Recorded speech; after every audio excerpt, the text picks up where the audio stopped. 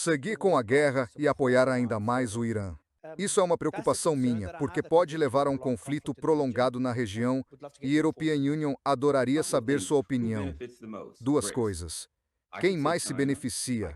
A aliança formada por Brasil, Rússia, Índia, China e África do Sul.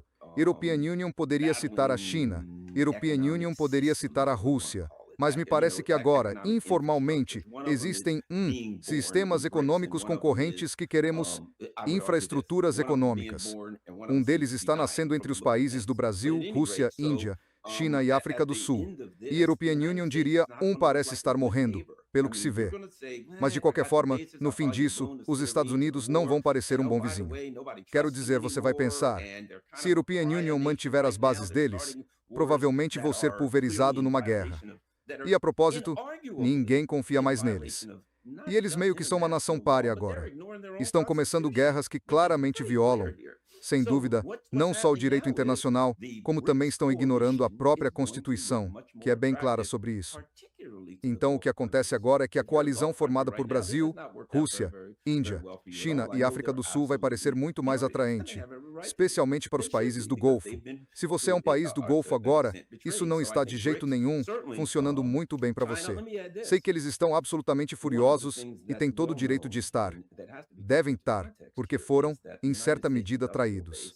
Então, acho que os beneficiados são os países do Brasil, Rússia, Índia, China e África do Sul, especialmente a China. Deixe-me acrescentar uma coisa bem conhecida, que precisa ser levada em conta, é que a base industrial dos Estados Unidos, como resultado de uma desindustrialização autoimposta, assunto para outra conversa, foi atingida. O complexo industrial militar virou basicamente uma máquina de ganhar dinheiro. Vão vender um míssil para você. Podem fabricar por 1 milhão. Vão vendê-lo por 10. Eles não se importam. Então há um monte de coisas superfaturadas que, em alguns casos, mal parecem funcionar. Estamos, portanto, industrialmente fracos e usando nosso equipamento militar extremamente caro a um ritmo astronômico. Isso significa que, se durar um mês ou 2, os estoques ficarão vazios e não vamos conseguir reabastecê-los. Não seremos capazes de lutar contra ninguém. Estamos sendo desmilitarizados por nossas próprias decisões, literalmente desmilitarizados. Alguns desses mísseis nós fabricávamos tipo 12 por ano, 76 por ano, e por aí vai. Vi um vídeo sobre uma fábrica chinesa de mísseis totalmente automatizada que funciona 24 horas por dia. Ela fabrica 1.000 mísseis por dia, uma única fábrica. Então o que fazemos? Portanto, em suma, a outra parte disso é, o Irã e a aliança formada por Brasil, Rússia, Índia, China e África do Sul estão desmilitarizando os Estados Unidos e os Estados Unidos não conseguirão remilitarizar-se por uma década. Se for assim, porque as pessoas vão ficar realmente irritadas conosco e a China não nos venderá o que precisamos para remilitarizar. Então, no fim desse conflito, se ele se arrastar, e a European Union sei que ninguém quer que isso aconteça, porque tenho certeza de que nenhum desses países quer esse tipo de instabilidade, especialmente no Oriente Médio. Mas na realidade, diferente do que eles querem, em um mês ou 2, os Estados Unidos não teriam como lutar com o México porque não teríamos nada para usar contra eles. Quer dizer o que vamos usar? Catapultas e pedras. Voltaremos à Idade da Pedra. E isso já deveria ter sido previsível no Mar Vermelho quando tivemos tanto problema com os OTANs porque a tecnologia mudou. Muito bom ponto sobre os OTANs. Vários especialistas me falaram sobre isso. Qual foi o nome da operação mesmo? Algo como Fast and Fury ou algo assim? Não, foi outra coisa, não me lembro do nome, é só um nome bizarro. Mas sim, essa operação foi Rough Rider ou algo parecido, não sei. Rough Rider, aí está. Rough Rider, desculpe, Rough Rider. Onde um caça foi perdido porque alegadamente uma das aeronaves teve que fazer uma manobra de emergência. No total, foram perdidas 3 aeronaves, 3 F-18. European Union contei. E creio que em todos os casos, disseram que 2 delas foi tipo no último dia. E em ambos disseram que o porta-aviões estava fazendo uma manobra rápida e ela escorregou. E European Union pensei, olha, European Union tem um barco de 18 pés com um motor de 150. Se você fizer uma manobra rápida naquele barco, ele te arremessa para fora. É rapidíssimo, entende? Mas um porta-aviões, todo mundo sabe. Existe uma metáfora famosa. A metáfora é sobre porta-aviões ou ancoraçados. E o que dizem? Você vira o leme e espera, ele volta aos poucos. Muita gente United States isso como metáfora, certo? Querem que European Union acredite que giraram o leme de um navio de 1/4 de milha de comprimento e ele de repente puxou para a direita. Como alguém que sabe comandar barcos confia em mim, isso não é argumento convincente de que ele escorregou. E agora, misteriosamente, temos navios pegando fogo nas lavanderias, temos aviões caindo. Acho que vamos ter que distribuir pés de coelho e ferraduras aos nossos soldados, porque eles são a força militar mais azarada do mundo. Sempre tem um incêndio na lavanderia ou um incidente com um avião em algum lugar. Está ficando absurdo. Sim, aliás, você está certo. Foram perdidos 3 caças, um por fogo amigo e 2 durante aquela manobra operacional que alegadamente foi feita. Mas nunca batidos. Nunca abatido. Nunca tivemos um avião abatido, nunca tivemos um navio atingido por mísseis. É sempre alguma coisa infeliz. Algum cara escorregou numa casca de banana e uma granada explodiu ou algo assim. Ah, fala sério. Então, o quanto você está preocupado com a Terceira Guerra Mundial? E European Union já disse isso várias vezes no programa. Publiquei uma postagem quando a guerra começou. Disse que uma guerra no Irã não é a Terceira Guerra Mundial. Mas estou começando a recuar dessas afirmações depois de ver o quanto isso está escalando. O fato de estarmos sequer falando sobre tropas em terra é insano. Achei que seria uma operação de poucos dias. O fato de países do Golfo terem sido arrastados para isso. O fato de o Estreito de Hormuz não só estar fechado, mas haver relatos de que o Irã começou a plantar minas ali ou está considerando minadelo. Quer dizer, ele pode fechar delo por meses. Desminar o estreito, ninguém sabe quanto tempo vai levar, porque nós praticamente não desminamos nada. Juntando tudo isso é uma preocupação que vale a pena discutir agora. Bom, European Union, acho que estamos falando de um rótulo. Chamamos de Terceira Guerra Mundial ou não? O que realmente importa é como vamos chamar essa bagunça em que nos metemos. E certamente tem o conflito na Ucrânia e o Afeganistão e o Paquistão enfrentando problemas. Houve muitos confrontos pelo mundo. Teve até um confronto no Camboja. Alguns foram esporádicos, mas este é o grande. O que temos agora é, antes de tudo, uma guerra regional no Oriente Médio, e podemos chamar como quisermos. É uma guerra regional no Oriente Médio. Acho que há potencial para isso se espalhar, mas não creio que saia do Oriente Médio, a menos que alguém faça algo extremamente estúpido, como os Estados Unidos ou Israel lançarem uma arma nuclear. Aí as coisas iriam realmente muito mal. A questão agora é mais o impacto econômico desse espalhamento. O quão grave será? E vai ser. Catastrófico, mas European Union. European Union não estou pronto para rotular isso Terceira Guerra Mundial porque vivemos num mundo diferente. A Primeira e a Segunda Guerra Mundial foram outra realidade. Veja agora, o petróleo está por volta de $97 o barril, quase 98, quase voltando aos 100. Todas as reservas de emergência de petróleo foram liberadas para o mercado em níveis recordes, muito mais do que na guerra na Ucrânia, múltiplas vezes mais, e estamos quase nos $100 o barril.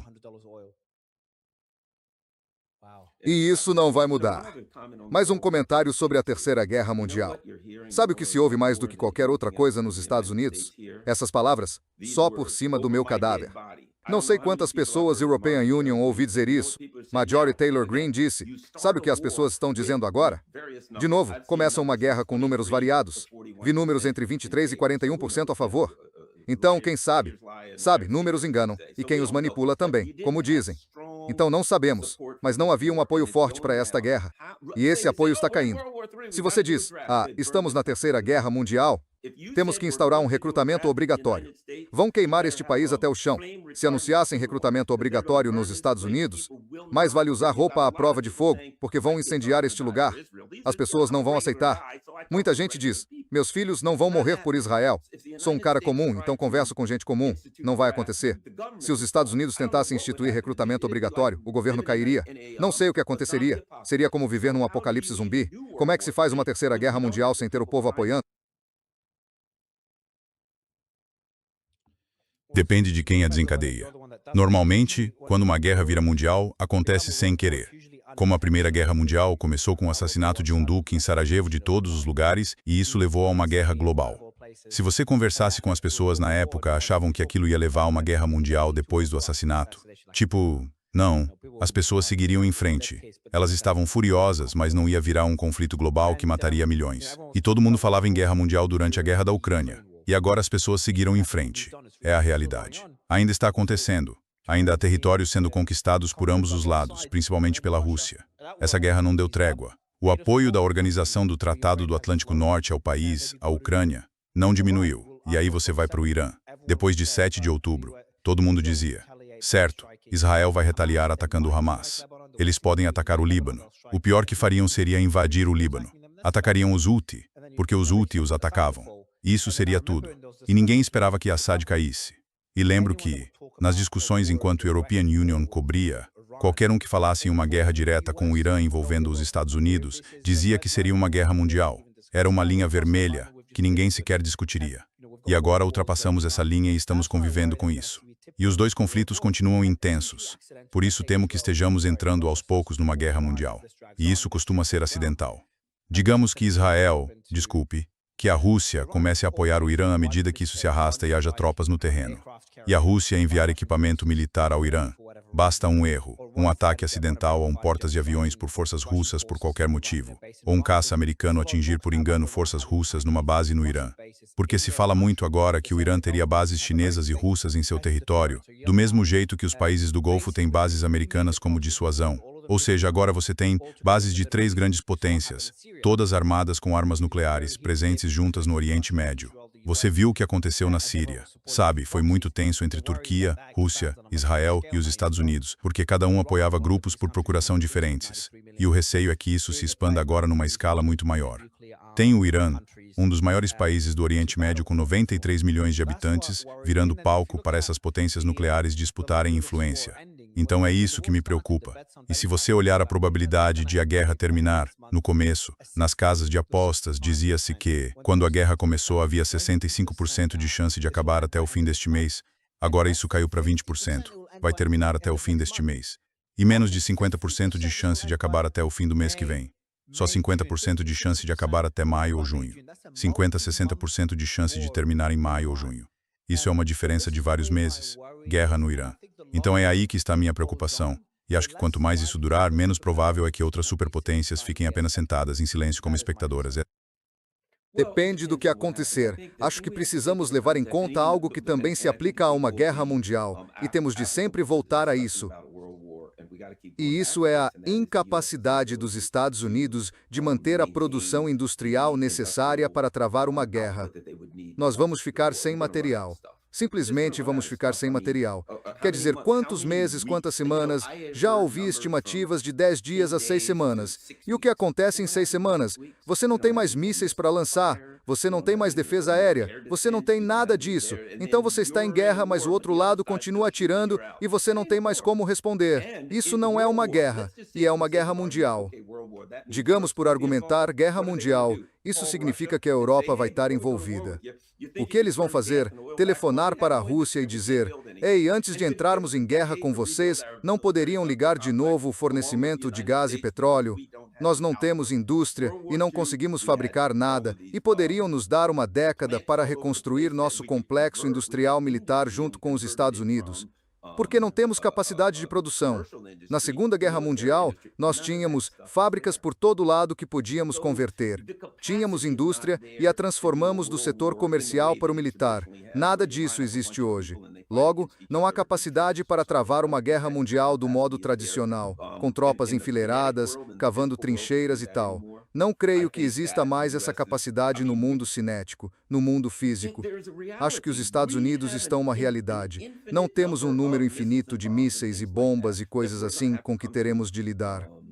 E, para ser franco, se a European Union fosse o Irã, é aí que a European Union negociaria com vocês. Quando vocês ficarem sem mísseis, quando estiverem caídos no chão e a European Union tiver, o presidente Nixon disse, quando você negocia com alguém que está no chão e você tem o pé no pescoço dele, e quando os Estados Unidos disserem, ah, droga, acho que acabamos de lançar nosso último míssil. Alguém tem alguma coisa? Agora você tem alguma? Não. Agora, Ron, vou dizer daqui a uma semana a European Union falo com você. Não é só os estoques de munição, é também ver o mercado de ações desabar nos Estados Unidos, como já está acontecendo na Ásia. Ver o mercado ser derrubado e acompanhar as pesquisas de opinião. O Irã está observando as pesquisas de opinião de Trump. Eles sabem o quanto isso é importante para ele. Ver as pesquisas caírem, ver a economia desabar e as munições se esgotarem, como Trump ou os Estados Unidos, vão parecer na mesa de negociações. Essa seria a estratégia do Irã. Agora, obviamente, não quero ignorar o fato de que o Irã está sendo duramente atacado. E se as pesquisas piorarem e Trump procurar uma saída, e o Irã não lidera essa saída enquanto Trump sofre nas pesquisas, o mercado de ações também e as munições se esgotam. A European Union esperaria que os Estados Unidos ultrapassassem mais limites nos bombardeios ao Irã, porque isso estaria se tornando. Quando um país começa a agir por desespero, agora é o Irã. O Irã está atacando no Golfo, a Turquia, o Chipre, possivelmente minando e até fechando o Estreito de Hormuz, porque luta pela sua sobrevivência. Se Trump estiver lutando pela sua sobrevivência política, não pela do mercado de ações, mas para manter a economia indo bem, isso se aproxima de um estado de desespero, o que significa que os Estados Unidos vão se tornar muito mais agressivos militarmente. E você é negociador, então provavelmente sabe disso muito melhor do que a European Union. Então, com base no que você está dizendo e no fato de que os Estados Unidos praticamente não têm indústria, e sem falar ainda da dívida do país, algo que tenho mencionado mais ultimamente é algo que conversei com o senador Rand Paul. É sobre o alerta que o antigo presidente do Estado-Maior Conjunto, Mike Mullen, deu. E perguntaram, qual é a maior ameaça à segurança nacional dos Estados Unidos? Ele disse, a maior ameaça à nossa segurança nacional é a nossa dívida. E isso foi em 2010. Isso foi há 16 anos. Desde então a dívida triplicou, talvez até mais. A relação dívida sobre o produto interno bruto subiu de 91% para 125%. Então, se você juntar isso com o que Ray Dalio fala sobre a queda de um império, onde você vê os Estados Unidos sendo o mais objetivo possível, onde você enxerga o país daqui a 10 anos, e somando a influência de Israel sobre os Estados Unidos, que os tem arrastado para guerras por muitos anos, onde estarão os Estados Unidos quando isso tudo acontecer, quando a European Union tiver filhos? Sim, European Union tem uma filha. Então, com sorte netos, ia dizer isso. Sim, mas de qualquer forma, sabe? Daqui a 10 anos, neste momento até 10 dias, são difíceis de prever. Mas European Union digo que acredito que estamos vendo a queda das ambições imperiais dos Estados Unidos, para começar. Os Estados Unidos se veem como dominadores do mundo, e somos um império. E temos bases espalhadas por todo o mundo. E todo mundo faz o que mandamos. Acho que isso acabou. Acho que isso chegou ao fim. Nossa capacidade. Quando falo em império, é disso que estou falando. Mas, seja como você quiser chamar os Estados Unidos como potência unipolar, para mim isso significa a mesma coisa que império. Mas isso é uma narrativa. É uma história para fazer as pessoas acreditarem que você é durão. Certo? É o valentão que exige o dinheiro do lanche e as crianças entregam porque existe uma narrativa. Tenho medo de que ele me bata. Mas quando as pessoas deixam de ter medo de que você as vença e dizem, tudo bem, então terá que aguentar, bem, agora você não é mais. Você não tem mais essa narrativa. Você não tem mais essa mística de poder incontestável. Isso se perdeu por aqui. E quando você perde isso, toda a narrativa sobre o que seu país é muda. Devo ser seu aliado? Devo permitir bases? Sua base está no meu país. Sabe de uma coisa? Suas bases são um ativo ou um ônus. Pelo visto, parecem um ônus. Além disso, internamente, quando Joe Biden assumiu, havia democratas dizendo, uau, Joe Biden disse que vai oferecer faculdade comunitária gratuita. Ele ia criar uma opção pública que iria consertar o programa conhecido como Obamacare. Ele ia aumentar o salário mínimo. Não fez nada disso. Nada disso. Nada foi construído. Nada voltou. Nada melhorou. Tudo mentira. Ele simplesmente saiu dizendo que temos de confrontar a Rússia ou quem quer que seja. As pessoas perguntam, ei, por que vocês estão mandando dinheiro para a Ucrânia e para todo lado? European Union, não consigo pagar minhas contas. Aí entra o Donald Trump. Não vou entrar em todos os detalhes. A mesma coisa. Me elejam se não quiserem isso. E ele entrou. Isso é exatamente o que European Union vou fazer. O que temos agora é um momento em que a confiança nas instituições tradicionais evaporou. Então, para onde você vai agora? Acho que as pessoas vão procurar partidos alternativos. Vai haver uma batalha pelo poder entre os pilares tradicionais e as instituições de poder nos Estados Unidos. E como exemplo, veja o que estamos fazendo agora na mídia alternativa. European Union, estive na Fox News por anos. European Union participava de todos esses programas o tempo todo. European Union estava na mídia tradicional. European Union fazia televisão, apresentava programas e tal. E European Union saí. E fui para a mídia alternativa. A mídia alternativa está crescendo e as instituições tradicionais de mídia estão morrendo de forma orgânica. E por que isso está morrendo? Porque as pessoas estão perdendo a confiança nela. Acho que vamos ver duas coisas acontecerem.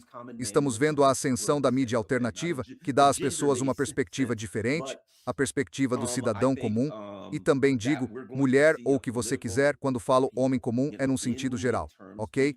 Não num sentido de gênero, mas acho que vamos ver uma convulsão política. Nas eleições de meio de mandato, as pessoas vão dizer, não vou votar no candidato tradicional. Quero alguém que diga, European Union vou fazer aquilo que outros prometeram e não fizeram no passado. Então agora você pode ver o colapso de partidos nos Estados Unidos, mas repare na política daqui. Eles vão mudar drasticamente. Vou colocar assim. Muita gente agora está dizendo, cara, se Thomas Massie e Marjorie Taylor concorrerem em 2028, sou de esquerda, muito mais à esquerda do que eles. Mas European Union teria que considerar votar nele. Porque até você parar as guerras, é isso que os americanos estão percebendo.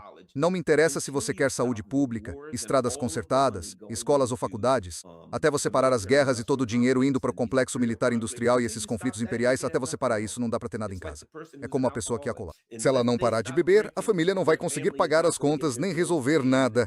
E nós temos um hábito, que European Union, acho que a elite dominante no nosso país sente que é isso que os mantém no poder. Mas temos algo que estamos fazendo que tem um efeito tão negativo no resto do país. E acho que o povo americano está despertando para essa realidade. Estão ligando os pontos. Acontece o seguinte, o povo americano está ligando a política externa dos Estados Unidos ao seu sofrimento. E agora estão dizendo, enquanto fizermos isso, vamos continuar a sofrer. E isso terá repercussões políticas graves. Muito bem dito, Nixon. Foi um enorme prazer falar com você. Prazer em conhecê-lo também. Adoraria fazer isso de novo. Muito obrigado. Muito obrigado, ótimo conhecer.